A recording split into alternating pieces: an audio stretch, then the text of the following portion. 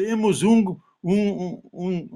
presidente que se fez aliado do vírus, que é dominado pela pulsão de morte, que favorece o desmatamento, favorece a extração de madeira, favorece o garimpo, a invasão das terras dos indígenas, porque os indígenas são nossos mestres e doutores. Eles sabem como cuidar da natureza. Ele os despreza, os considera selvagens, nem inteiramente humanos. Então, nós precisamos derrotá-lo democraticamente, varrê-lo da cena política, para salvar o Brasil e ajudar a humanidade a ter um futuro de mais esperança.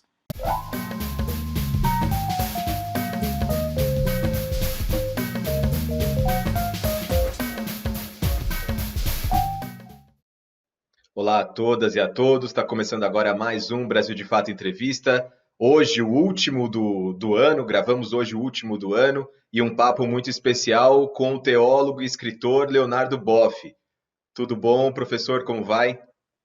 Tudo bem, José Eduardo, e quero saudar a todos que estão acompanhando e que querem resgatar o espírito de Natal.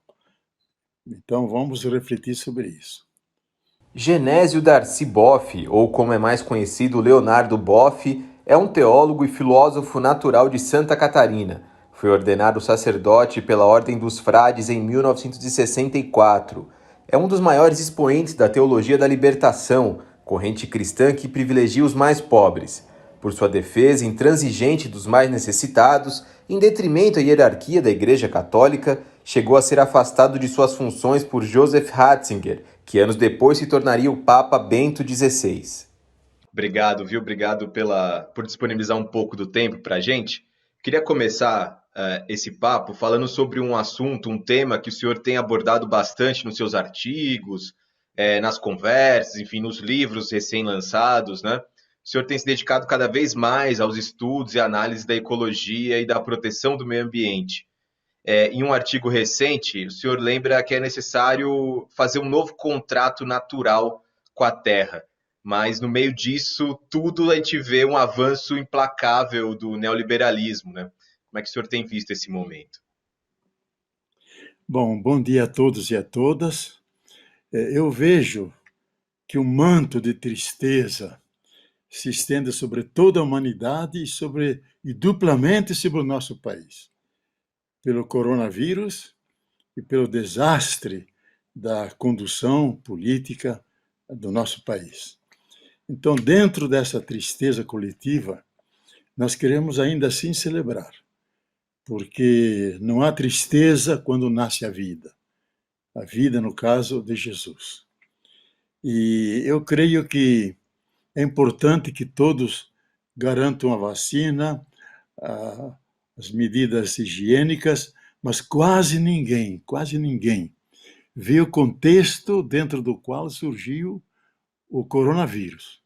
O contexto é a natureza, que foi invadida, foi destruído o hábitat desses pequenos vírus, e eles, não sabendo para onde ir, se jogaram em cima de outros animais próximos a nós ou diretamente sobre nós.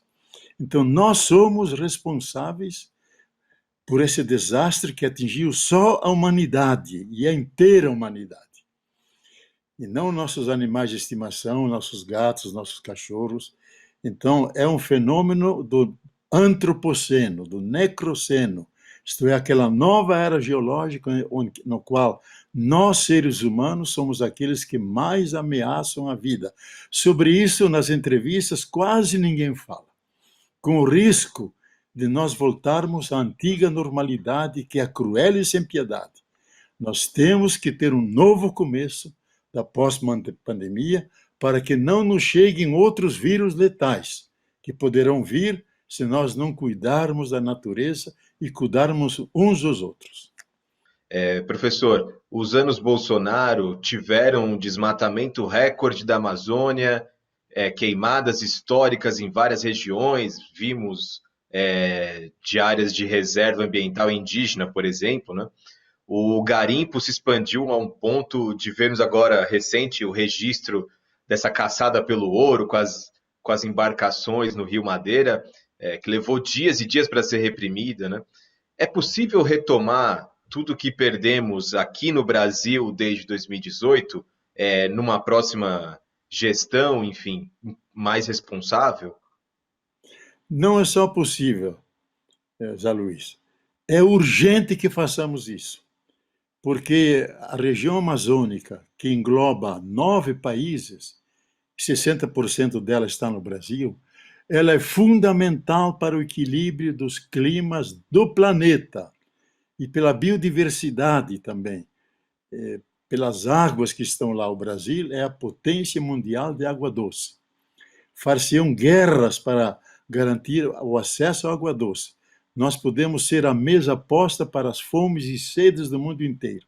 Mas temos um presidente que se fez aliado do vírus, que é dominado pela pulsão de morte, que favorece o desmatamento, favorece a extração de madeira, favorece o garimpo, a invasão das terras dos indígenas, porque os indígenas são nossos mestres e doutores.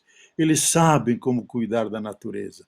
Ele os despreza, os considera selvagens, nem inteiramente humanos. Então nós precisamos derrotá-lo democraticamente, varrê-lo da cena política, para salvar o Brasil e ajudar a humanidade a ter um futuro de mais esperança. Então, eu acho que é uma razão importante de nós sabermos escolher para agora, já no ano que vem, aqueles que nos vão governar e aqueles que vão cuidar da natureza. Porque sem isso, nós cometemos um crime contra a humanidade. Isso me disse um grande prêmio Nobel de Economia, Stiglitz. Eu, estando lá na ONU, fui dar uma palestra lá por pedido dele sobre água, sobre a terra como mãe, e ele me interpelou, dizendo: Boff, vocês são responsáveis pelo futuro da humanidade. Se vocês cuidam ou dilapidam a região amazônica, vocês afetam a inteira humanidade. Então nós temos uma responsabilidade grande, alimentar nosso amor à vida e rejeitar todos os inimigos da vida. O Brasil teve seus melhores anos, né, calcados no desenvolvimentismo, expandido crescimento, inclusive sobre áreas verdes. O senhor acredita que há espaço para mudar essa mentalidade daqui em diante? Eu acho que está ocorrendo em toda a sociedade, especialmente no líder mais importante, que é Luiz Inácio Lula da Silva, que as pesquisas indicam a vantagem para ser o nosso futuro presidente. Ele na prisão, eu posso constatar isso porque eu visitei 2 vezes, levei literatura, e ele incorporou como algo estratégico, fundamental, o fator ecológico. Porque ele vinha da luta operária, dos direitos dos trabalhadores, direito a comer, de ter salários melhores, mas não tinha muita sensibilidade pela natureza. Mas agora ele despertou. Ele se deu conta que ou salvamos nossa natureza, a riqueza ecológica que temos, ou nós não vamos ter futuro para o Brasil e para nosso povo. Então, eu estou muito feliz. Uma razão a mais para garantir que ele possa reassumir o poder e fazer mais e melhor, de forma mais radical, aquilo que ele mostrou que pode fazer, no meu modo de ver. Não sou político, não pertenço ao PT, eu quero ser um cidadão que observa no espaço político que eu vejo, é a única pessoa com carisma, com confiança do povo, com capacidade, porque ele mostrou que é capaz de fazer, tirar o Brasil dessa tragédia, desse poço dramático em que nós fomos metidos injustamente, sacrificando milhares e milhares de vidas. Foram 8 anos de uma gestão muito exitosa, né? O presidente Lula saiu com uma aprovação muito grande do seu governo, e agora lidera as pesquisas com larga margem, né? Para além dos debates sobre esses limites do desenvolvimentismo, professor Boff, muitos já apontam a necessidade de se colocar em evidência um ecossocialismo que encontra lugar em parte da obra de Marx, né? E já pregado por vários intelectuais. O senhor acredita que é hora de pautar esse tipo de debate, principalmente no campo progressista? Eu acho, José Eduardo, que a grande discussão mundial hoje, qual é o modelo de sociedade e de mundo que nós queremos pós-pandemia? A gente sabe que os ultramiliardários estão articulando aquilo que eles chamam de Great Reset, a grande reinicialização, que é a implantação mais radical do capitalismo, numa espécie de despotismo cibernético, controlando cada uma das pessoas e toda a sociedade para garantir as fortunas dele. Eu acho que isso não vai prosperar. Quem nos vai derrotar vai ser a Terra, porque ele é um planeta pequeno, com bens e serviços não renováveis, que impede um crescimento ilimitado, vai derrotar esse sistema. Mas eu acho que há vários modelos que são viáveis, e eu acho que o ecossocialismo é um deles, porque primeiro coloca o social no centro, quando todo o sistema capitalista neoliberal coloca o indivíduo no centro, coloca o lucro no centro, coloca a competição e a acumulação nas pessoas. Aqui não se coloca o social no centro. E no social, porque nós vivemos enraizados na natureza, o social enraizado na ecologia. Então, no pacto natural que fazemos, a terra nos dá tudo. Nós precisamos retribuir com cuidado e carinho com a terra. Eu acho que o ecossocialismo é uma grande proposta realizável. Não é o socialismo clássico da União Soviética, que não era socialismo, era uma ditadura de Estado. Agora o socialismo é dar tudo aquilo que eu posso de colaboração e receber tudo aquilo que eu preciso. Esse é o maior ideal da humanidade. Eu acho que hoje temos condições, temos infraestrutura técnico-científica, temos capitais que podemos realizar esse modelo, que eu acho que agora que estamos dentro da casa comum, não temos outra. Todas as culturas e nações estão se encontrando dentro da casa comum. Temos que aprender a conviver. Por isso, o nós é o centro, não o indivíduo. Que esse projeto tem alternativa, é viável, é generoso, profundamente humanístico, faz justiça às pessoas e justiça à terra. Realiza as duas justiças, a humana e a natural. E aí nós nos salvaremos e garantiremos um futuro de esperança para todos. Chegando nesse final do ano, a gente também começa a refletir sobre as ações do homem, principalmente, né? Desse outro lado da balança ambiental estão as ações do homem. E para além de apontar culpados, professor Boff, gostaria de falar com o senhor sobre o momento da nossa sociedade, que obviamente não é uma exclusividade brasileira, há sentimentos extremados em todos os polos da Terra. É um sintoma dos nossos tempos? Isso já era esperado ou a gente tomou um rumo inesperado no caminho?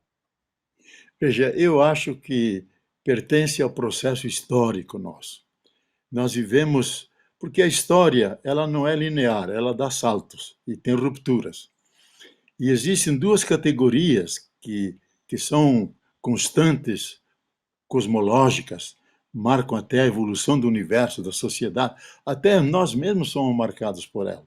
Existe a categoria do caos, e o caos é destrutivo, e dentro desse caos está se organizando uma nova ordem. Então é o caos construtivo. Nós passamos pelo caos destrutivo. Este tipo de mundo que temos tem que ser destruído, senão ele vai destruir a humanidade, seja com bombas nucleares, químicas, ecológicas, ou a própria Terra vai se libertar de nós, porque ameaçamos todas as demais espécies. Mas isso é o lado destrutivo.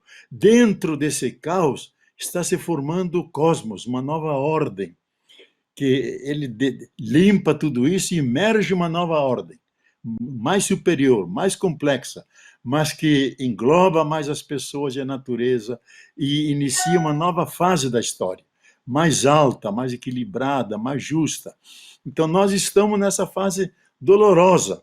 É como uma crise. A pessoa passa por uma crise, sofre, entra em depressão, mas de repente rompe um novo horizonte de esperança, a pessoa ganha vida e novo sentido de sua história. Assim é com o Brasil, assim é com a humanidade. Então, o caos atual, que se revela pelo ódio das pessoas, pela dilaceração do tecido social, pela violência misógina, especialmente pela covarde rejeição dos pobres e marginalizados. Isso tudo é expressão desse caos, mas ele nos alimenta mais e mais a esperança, o esperançar de Paulo Freire, que vai surgir uma sociedade de mais amorosidade, onde seja menos difícil o amor. E isso eu acho que nós vamos potenciar isso com a nossa consciência, fazendo as nossas mudanças, sabendo escolher nossos governantes, e nós mesmos mudando, nós mesmos juntos com os nossos grupos, para que esse salto na direção de um mundo diferente e melhor seja mais acelerado e seja iminente. E eu vejo que vai ser esse o destino, porque a vida vai predominar sobre a morte, que vai ser o destino bom para a terra inteira, para nós brasileiros aqui nessa pequena província que Darcy Ribeiro dizia que é a mais brilhante e mais bela de todas as províncias, que é a província Brasil. Que a gente tenha muita sorte mesmo. Um país tão bonito, tão diverso, e a gente se perdeu aí no caminho. A pandemia de Covid-19, ela aumentou ainda mais o fosso entre os mais ricos e os mais pobres. Mas, ao mesmo tempo, nós vimos uma onda de solidariedade importantíssima, né? Essa mentalidade do compartilhar, ela tem força para permanecer entre nós?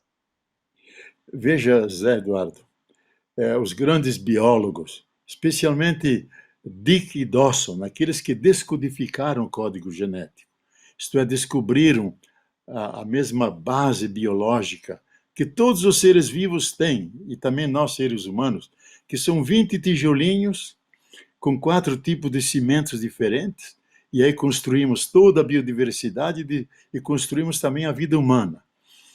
Esses grandes, especialmente Dawson, que escreveu um calhamaço grande, enorme, chamado DNA, a base biológica da vida humana. Ele diz que está no código genético, dentro da inscrição da nossa existência, está o instinto de solidariedade, o instinto de amor. Não porque nós queremos ou não queremos, porque é o impulso maior da nossa vida, vivermos em solidariedade. Porque convivemos, nós não vivemos, convivemos já na família, na sociedade, no trabalho. Então, eu acredito que agora que está predominando o egoísmo, a rejeição, cada um se afirmando, mas também se mostrou no Brasil inteiro, e mesmo agora com os desastres que estão ocorrendo nos Estados Unidos, no nosso país, na Bahia, Minas Gerais, a imensa solidariedade das pessoas que trazem centenas de itens, toneladas de alimento, de roupa, especialmente, o que eu quero dizer, porque acompanhei o nível nacional, o MACT, Movimento do Sem Terra, tão criticado pela mídia empresarial, pela classe dominante, pela elite do atraso, foi o grupo que mais solidariedade mostrou.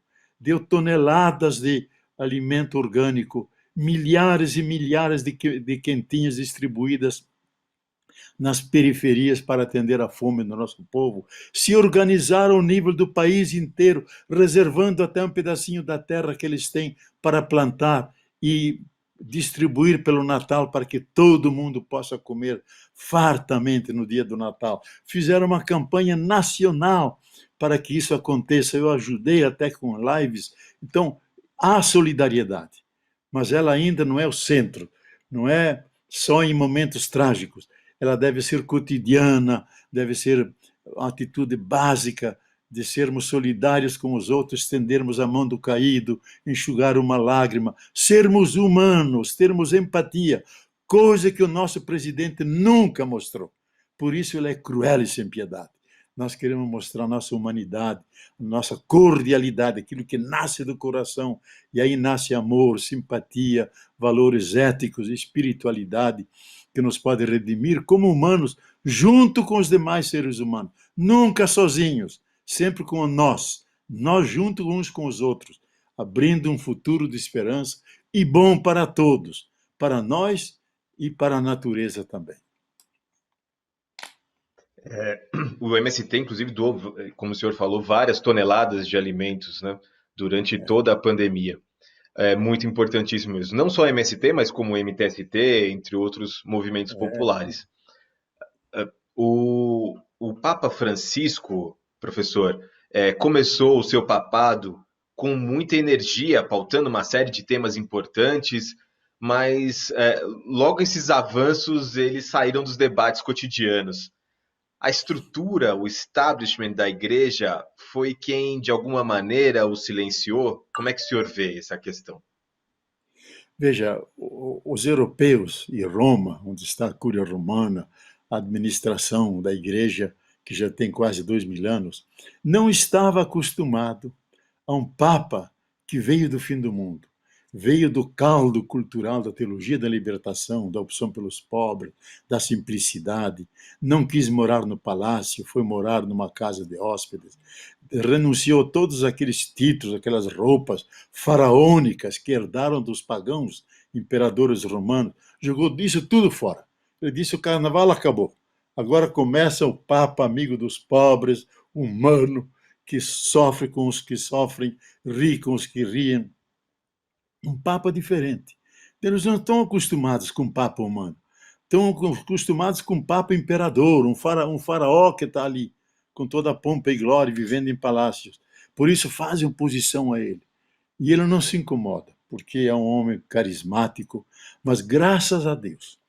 E foi, em parte, influência de nós teólogos, amigos dele, porque o conhecíamos antes, ele era do nosso grupo, e nós o pressionamos e dissemos: santidade. Ele disse: santidade não, bof. Santidade é o Dalai Lama, eu sou Francisco. Então, humano como nós.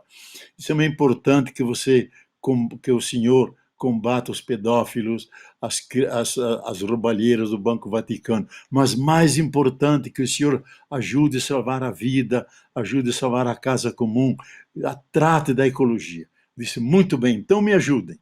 E mandamos materiais para ele. Fez 2 encíclicas extraordinárias que os grandes nomes da ecologia disseram. O Papa está na ponta da discussão ecológica mundial. Não é só uma ecologia verde, é uma ecologia integral que pega o ambiente, a cultura, a política, o cotidiano, a espiritualidade. Então, os 2 documentos dele, Como Cuidar da Casa Comum, Laudato Si, e o último, Fratelli Tutti, Todos Irmãos e Irmãs, junto com a natureza também tida como irmã e irmão, nós podemos salvar o planeta. E ele assumiu isso e está tendo uma liderança mundial. Talvez seja hoje o líder político, embora ele seja um líder religioso, o líder político mais importante da humanidade. Porque ele fala as consciências dos chefes de Estado, que eles têm que acolher os emigrados climáticos, aqueles que vêm da África, vêm do Oriente Médio, fugindo das guerras e do extermínio. E o Papa disse: eles estão aqui porque antes nós estivemos lá, dominando suas terras, roubando suas riquezas, e nós fomos acolhidos. Agora eles vêm e nós não queremos acolhê-los, porque nós perdemos o sentido da solidariedade, perdemos a humanidade e os rejeitamos. Nós desaprendemos de chorar com quem chora. Então ele é capaz de fazer essa crítica. E chama esses sistemas que nos dominam. Ele nunca usa o termo capitalismo, porque seria afinar demais, mas usa um sistema que se concentra na acumulação, no dinheiro, na riqueza. Ele é perverso, ele é assassino, temos que superá-lo. É o capitalismo, todo mundo entende. Então, é um aliado nosso que vem aqui de baixo.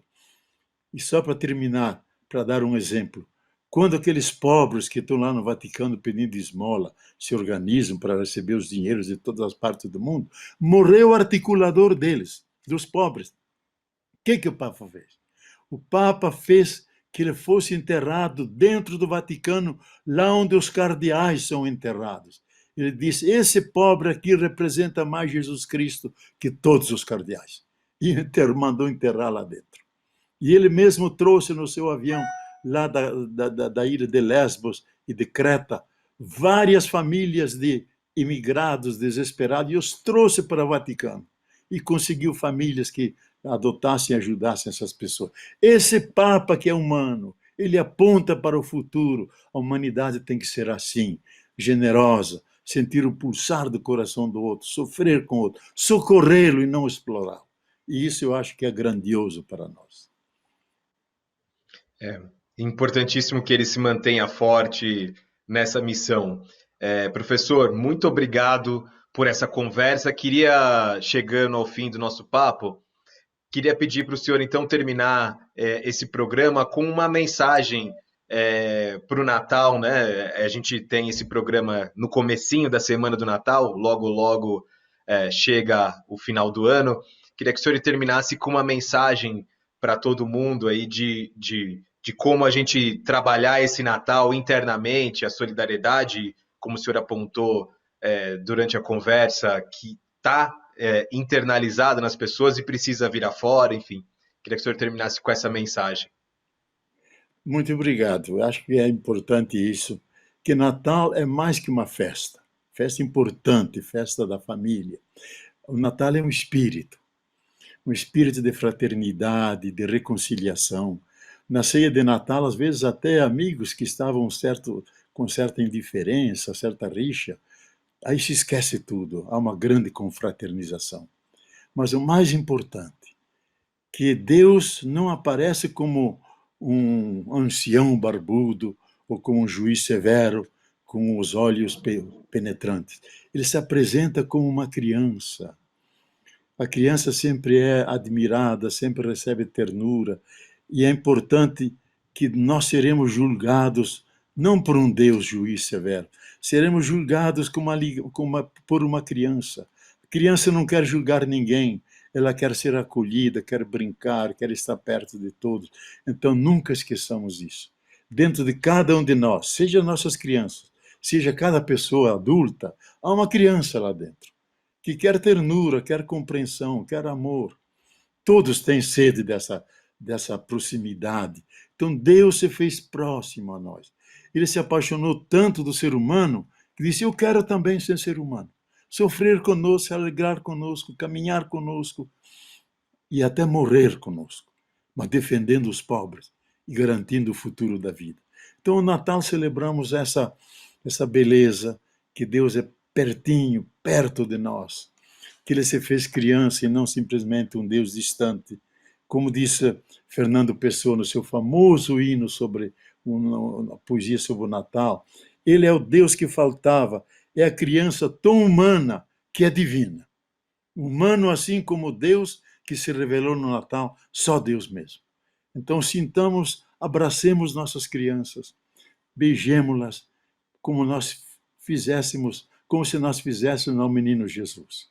E cada um de nós descubra a criança que está dentro dela, isto é, capacidade de amor, de ternura, de compreensão, de proximidade um com o outro, porque esse é o espírito de Natal. Se isso triunfar e ficar realmente um espírito e não só uma festa passageira, nós sairemos mais fortalecidos, com mais capacidade de esperar, e a esperança não de braços abertos, como Paulo Freire diz, esperançar, que é criar as condições para que a esperança seja efetiva, que nós saiamos dessa crise melhores, mais humanos, mais saudáveis, com uma natureza mais protegida, e nós com mais empatia e solidariedade uns para com os outros. Então, Feliz Natal para vocês, celebrem essa festa com esse espírito natalino, e levemos esse espírito ao largo do ano que vem, que vai ser um ano muito difícil, mas decisivo para o futuro do nosso país e o futuro da humanidade. Muito obrigado e Feliz Natal, com muita luz e muita paz. Professor Leonardo Boff, muito obrigado por essa conversa, muito obrigado por nos trazer esperança, nos fazer olhar o mundo com um pouco mais de otimismo. Um Feliz Natal para o senhor, para a família, e que nos vemos em breve, com certeza, e por que não pessoalmente, quando acabar essa pandemia. Obrigado demais, viu? Tá, muito bem, obrigado. Feliz Natal para vocês. Obrigado. Tchau, tchau. Obrigado a todo mundo que acompanhou o programa até aqui. Esse é o último desse ano, temos reprises, e no dia 10 de janeiro voltamos com um programa inédito. Tchau, tchau.